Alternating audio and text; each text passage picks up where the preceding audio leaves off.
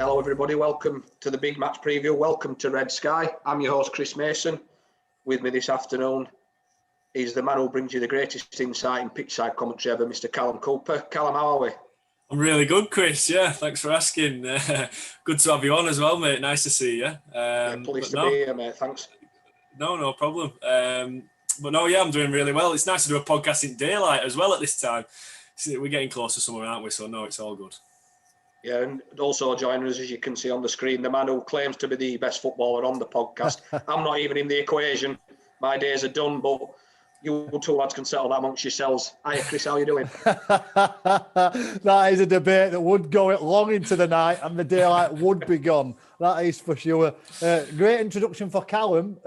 Lots of superlatives. Not many for me, Chris. I'm not sure about that. Well, Chris. I'll be honest with you, I was going to go with the brains behind our new venture. So before we get started, you want to tell everybody about our new venture, Chris, seeing as you are the brains behind this. Yeah, well, I don't know about brains. I'm certainly not the looks either. Callum's the man for that one. I've been hit by a shovel a few times. But no, Red Sky, I think, is just a group of Barnsley fans coming together to produce video content and audio content on YouTube and now also on Audioboom, which is very nice. Soon to come onto iTunes, I have no doubt. But yeah, we've got a Twitter account, an Instagram account. We're here and there. Just people pick it up at their own pleasure, really, and enjoy it. You know, watch it when you want and listen when you like, when you're in the car, when you're at work. Chris, yourself, back in the hot seat. It's been a while. You've been away. I know you've had your own issues with mental health, issues with your own confidence. Mate, it's good to see you back. Yeah, it's glad to be back, mate. Thanks very much. Getting back into swing of things, doing videos and that, so that's helped me a lot. But yeah, after doing that interview with Drink It In other week, I felt confident enough to come back on and get a shot. So good man. I've been saying come back for a long time. I mean, you've been messaging a while. Yes, you have. And I was saying you need to get them shoes back on. So yeah, I'm glad, mate. Go for it. We're ready when you are. Yeah, well, lads, I thought we'd start with Wednesday match. Obviously, I'll come to Callum Chris. first. No, in fact, don't bother. Don't go for it. No, change my mind. Carry on, Chris. No, seriously, Callum. What went wrong in that game against Sheffield Wednesday a couple of weeks ago? Yeah, it's a tough question, isn't it? I think just one of them games. I think you look at it and you can step back now, you know, sort of a week later, and just look. I think it was a step too far, really, weren't it? We got on that unbelievable run, 12 games unbeaten. I think 9 of them wins. I mean, what a terrific run that is. We'd been doing well prior to that, but we've really fired ourselves into that playoff. You know, shout of a playoff place for the end of the season now, following that run. And you just knew it was going to be Sheffield Wednesday, weren't it? If there was anybody in the league that were going to end that run, it had to be them. Real tough one to swallow against any team, albeit as local rivals. But I just think on the day, we looked a little tired. You know, it's a really congested schedule, and we've been thinking with the intensity that Barnsley play at, it's going to happen at some point. And every game, they've all looked fresh and still played with that intensity every week in, week out. But I just think it was just one game too far. And you're going to get that regardless of the opposition, whether it's a local rival or not. Against the teams at the bottom, they might be at the bottom, but they're fighting for every single point for their lives. You know, they're fighting to keep up in this division. They've got a new manager as well, so a little bit of a bounce there. But at the same time, we don't want to make up too many excuses. And by the standards that Barnsley have set this season, that wasn't the best performance by no means. And we know they're a lot better than that. Let's just hope that it doesn't happen again in the coming weeks. Yeah, Chris, what I've picked up on, I think there were too many 5 out of 10 performances. Would that be a fair reflection on that game? Yeah, I think that would be an incredibly fair reflection on that game, Chris. Callum's mentioned fatigue. I think fatigue plays a massive part of it. I think he's got 15, 16 players he can trust. And I think that they've probably come to the end of their tether in terms of stamina, you know, the games, playing on a weekend, playing midweek, the style of play that they play. And again, like Callum said, he come up against a Wednesday team. All right, there's no fans in the ground, but it's still a derby game, Chris. And that all often throws up strange results, doesn't it? And they're always different. And you know what? If you're paying a striker 20, 25,000 a week and he gets a chance, you'd expect him to take it. And he did. He was clinical, wasn't he? Was Jordan Rhodes. So that's it. I don't want to talk about it too much, but yeah, that's where we're at. Well, finish up though on that, Chris. you've got to credit Darren Maldon, haven't you? Because he come with a game plan, and they've obviously done their homework, and they're one of the few teams that have been able to do their homework despite what other teams think and say about us, and they put the plan into action and managed to come away with 3 points. So a little bit of credit to the visitors on the day, despite how hard it will be to give them credit. Yeah, fully agree with you, Chris, there, yeah. Darren Maldon done a great job, hasn't he, there so far? Obviously, that was his first win, I believe, but you can see that he's changed the ethos of the club straight away and the way that they play. And yeah, I would no doubt, you're right, he'd done his own work on us, and he did a number on us, didn't they? Certainly did. Obviously, Reading, 5 o'clock on Sky. The Barnsley FC Sky curse. We've not done too well on Sky this season. They've picked us for this game. So, how are you feeling, lads, after a 2-week break? I'll come to you first, Callum. How are you feeling as a supporter and seeing what you've seen in training, the pictures that have been out on social media? How do you think things are going to be looking for the lads as they build up to tomorrow's game? Well, I think they're looking good. The question is now, we've not really seen too many bad results under Ismaël, have we, during his tenure? So the massive question is to now, how will the lads react following that disappointment? You could say it came at a good time just before the international break. So they've had time now to get on the training pitch. They've had that rest period as well. So there's no excuse of being tired or anything like that. So I think we're in a really good place. His comments in his press conference this week, he said that training's been excellent. So you can't ask for much more. There's not going to be any complacency or anything like that in that squad. I wouldn't put I wouldn't put the last loss down to that. And I'm sure he's sort of giving them the hairdryer treatment, if you would, after that game. So hopefully it's given them the kick up the backside they needed, really. I know you mentioned the Sky curse there, and it's not necessarily Barnsley's forte, if you would, playing on Sky, but hopefully that doesn't make a difference. It just makes the game against Reading a massive game, doesn't it? Against a team that's in the playoffs as well, it just makes it an even more important game. But I'm more than confident that they can come away and get a good result, 100%. You see my notes then, because I was just about to ask Chris. Biggest game of the season then for me tomorrow. It's on telly. It's against 6th place. It's a chance to strengthen your position in playoffs. Managers targeted 4 wins from these 8 games, Chris. I think 3 sees them over the line, if I'm honest. Yeah, because I can't see them losing. I can't see them losing 5. So for me, massive game tomorrow. Yeah, I agree with you, Chris. Biggest game of the season. Same as what Callum said. Huge game, massive 6-pointer. I'd snap my hand off at a point now. Nothing gained, nothing lost. Sky curse. Not sure if that's a thing. Every game's televised, isn't it? In the minute, it's all televised. So I don't know, and a different kickoff time as well. That often changes dynamics, doesn't it? The international break. We've not had many played international. I know we've had a few key players that have played some minutes, but majority of squads had time with a manager. Probably more time with a manager than what they've had since he took over the job. There's been no time for him to get many instructions in between games into those players. You think about the minutes he's spent on training pitch compared to what would be a normal season. It's minimal, isn't it, really? The quick turnaround every time. And due to the high pressing game that they play, I know that there's a lot of rest time, a lot of rest days put in by the manager. So again, that's less time on the training ground. So I think it's just more about application and energy. And belief. We've got to believe in this. This is going to be a massive test for Barnsley because they've been on such a good run, Chris, so far, and it's so easy to spin that wheel when you're manager and you're winning. It's a different ball. True, yeah. A different ball game when they've had a knockback like they have against relegation fodder. You like that, don't you? Relegation fodder, Sheffield Wednesday. They've had a knockback there. That is a different managerial skill set, isn't it? Required now. Yeah, Chris mentioned there, Callum, that it's most time he's had on training pitch with players. Does that make the job that he's done the more impressive then? Because he's managed to implement a style that's upset everybody in the division, and that's what next part of the show we're going to go on to. He's managed to upset everybody in the division with how we play. People now focus on Barnsley a lot more. Given the time that he hasn't had on the training field, he's just been an amazing appointment, and he's done such a good job, hasn't he? Yeah, he's been absolutely unbelievable, and you're right, he deserves even more credit for the limited time that he's had on the training pitch. You see it after games, manager after manager come in and say, we've altered our way of playing to try and deal with Barnsley, and it's still not worked. And every team's doing that. And for the best part of 12 games, nobody were able to find that formula to beat us. And I think in the end, it was a case of us not being there on the day that cost us, really. So, no, you're right. He's a fantastic manager, isn't he? And, going forward, we're not like to think about it, but that's going to be the big one. Obviously, keeping hold of Valérien Ismaël. And, I'm more than confident in the club that they can do that. There's clearly a project there, and there's a platform now to build on to really push the club going forward. But he's just been terrific. He's tactically just outstanding. Changes the game depending on our opposition.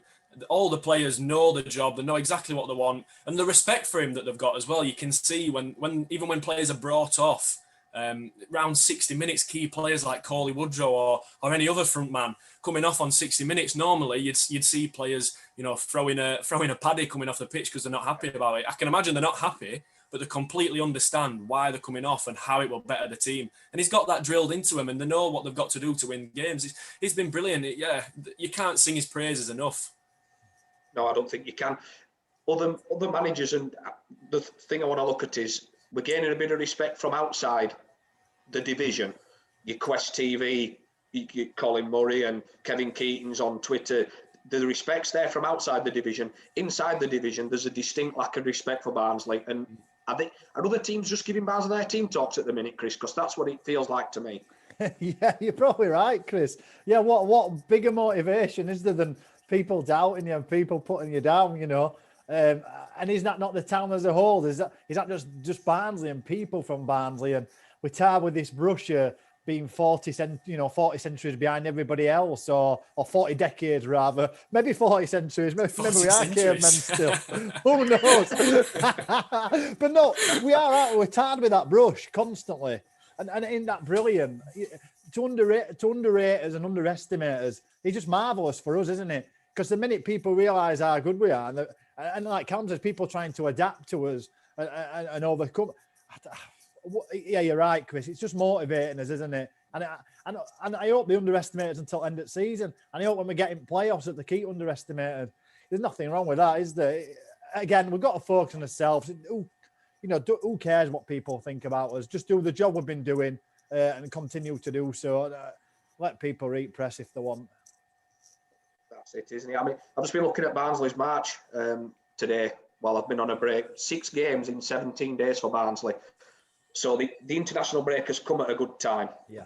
For them, didn't it, Callum, really?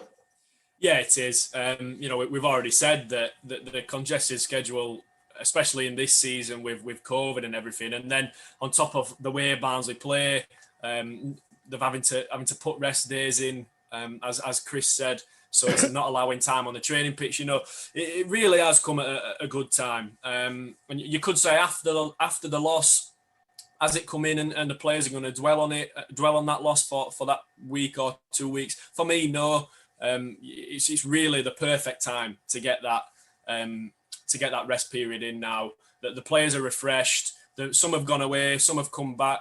They'll be coming back, and really now going into this business end of the season, everyone's refreshed. Everyone knows what they're expected to do.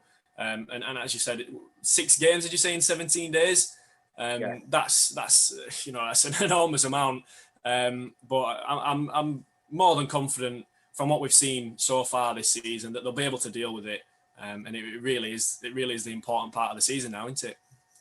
Yeah, a big month March was for Barnsley, Chris. Obviously that win at Bournemouth and then, following it up and being able to win at Wickham as well. It's nice to win those games and get results like they've been able to do, Barnsley. Who stood out for you in March? Obviously DK's won the Player of the Month in the fans vote. There's that many decent players at Barnsley. Who's been the standout for you in March? Yeah, DK is the obvious choice, isn't it? DK, Carlton Morris's contribution, is massive, isn't it? We were in January before signing them. They really turned it into playoff contenders.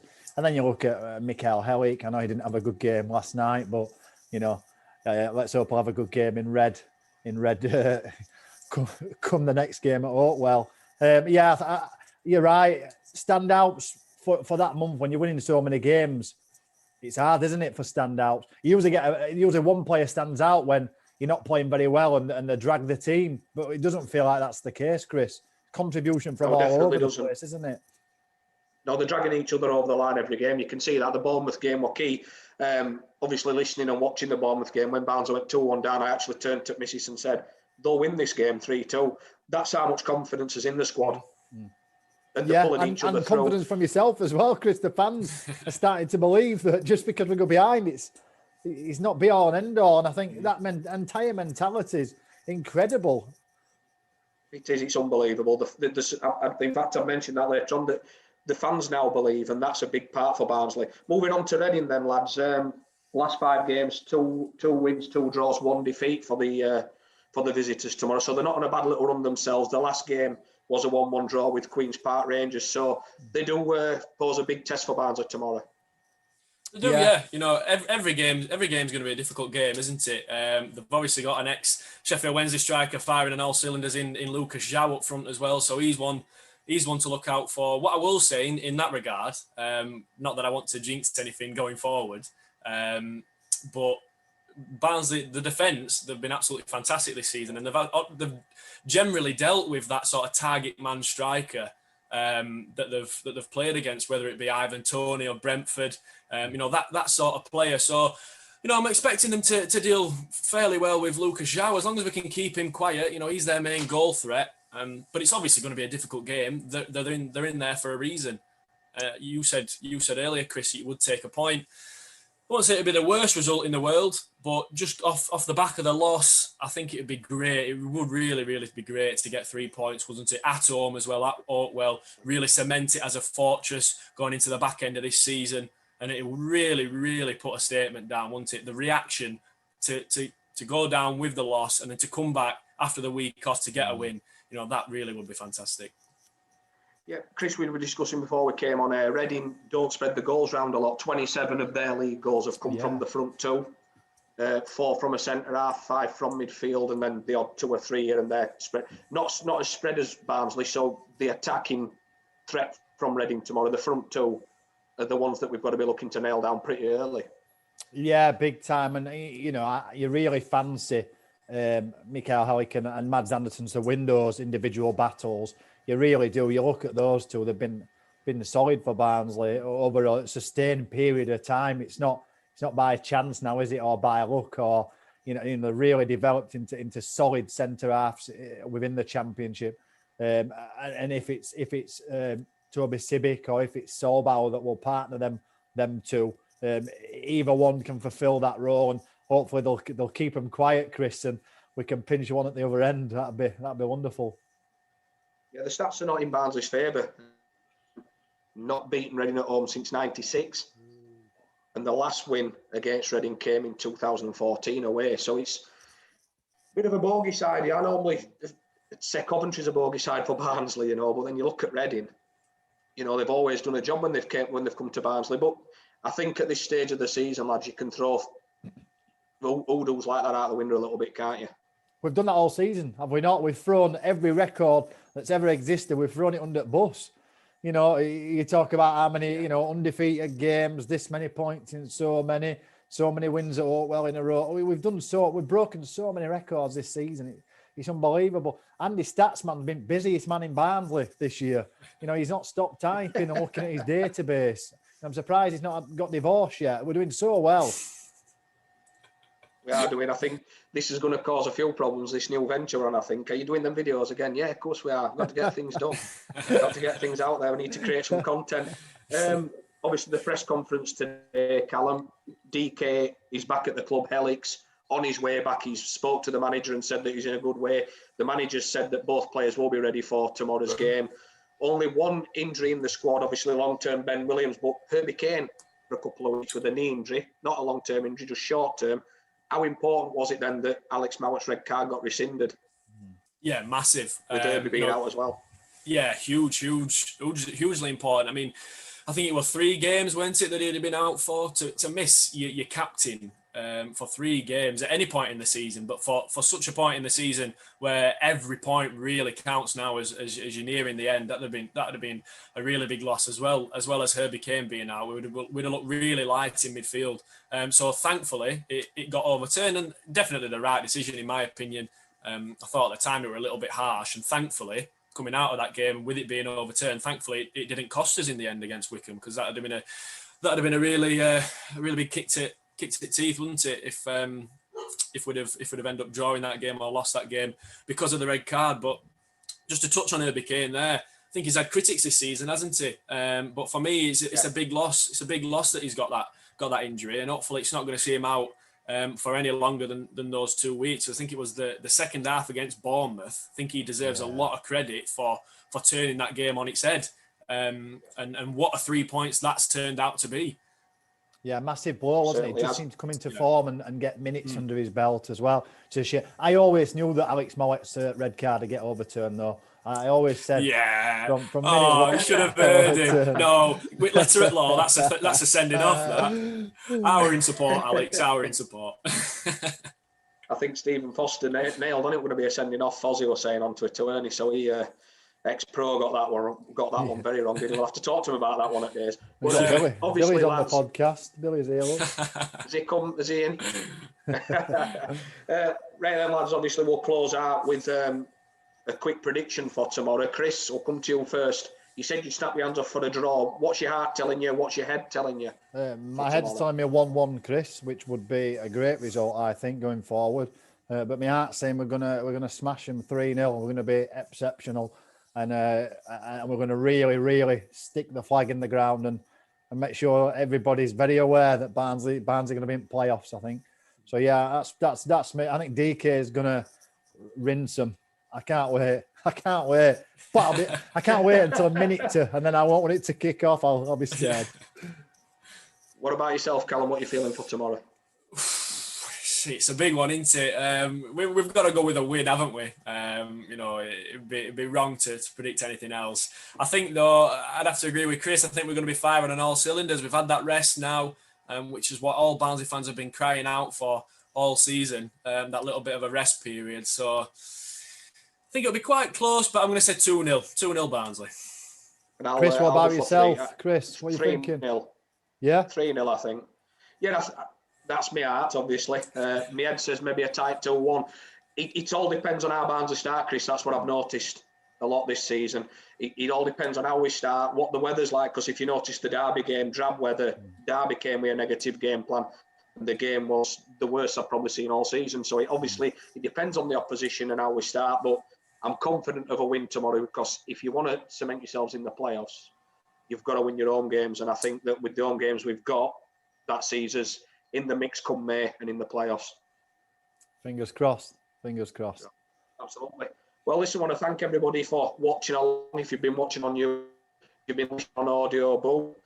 We've got every bit of social media you can imagine, apart from TikTok, so we might have to set that up as well. Get us involved with TikTok as well. There's some quick 1-minute clips from the shows. We'll see how we get on with that. But listen, thanks for listening along. I've been Chris Mason.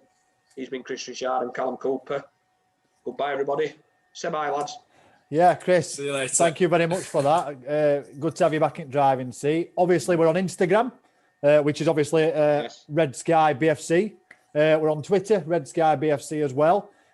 Obviously, mentioned we're on Audioboom now and YouTube. We're everywhere. And as for TikTok, Chris, I mean, if you want to fire it up and if you want to get dancing on your balcony, that is something I'd be happy to see. We'll have to get Big Daryl involved for that, mate. Nobody else. I don't think I'll be doing any of that. I'm not sure if Barnsley people have got social media, because we are living 4 centuries ago, It is 1600. 40, I think you said. 40, you said 40. Definitely said 40. Thanks for listening. Thanks for watching. And we'll catch you next time on the Big Match Preview. And catch the lads tomorrow with Anthony K for the Big Match Review. See you later, lads. Cheers. Brilliant. See ya.